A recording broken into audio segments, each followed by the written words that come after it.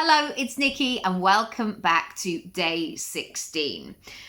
I witness and experience this notion running through so many different systems and conversations and groups and society all the time.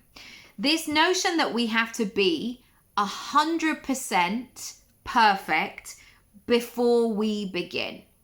And what happens when we adopt that approach is that ideas don't get made, we don't make progress, we don't lean in to the flow and the ease and the joy and the discovery of it all. We're too busy trying to be rigid and to get it right.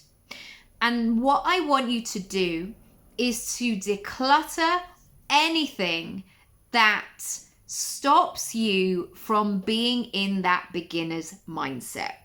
That sense of being able to give yourself grace, compassion, encouragement, experimenting, falling on your ass, truly.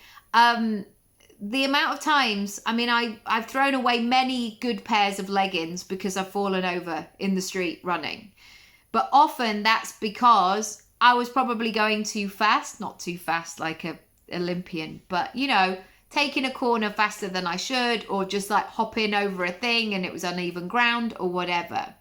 But those moments to me are always a sign that I'm doing it. Because if I just do a slow pace, perfect steps, one in front of the other, I'm not stretching myself. I'm not growing. I'm not moving and shaking. And often when we give ourselves that wiggle room, we find stuff. And I love that process as an actor when you get to improvise something. And sometimes the improvisation goes on a really weird tangent.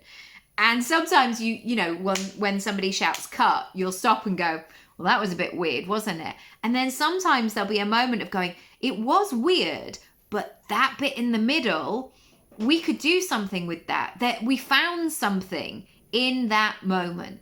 And so this idea of perfection, I'm not saying like chuck any old work out there that, you haven't given any thought or care or consideration to. You know your own standards, but you also know when you're being unrealistic with yourself. You also know when the perfection is actually turning into procrastination. I would love to hear how that lands for you today, and I'll see you very soon.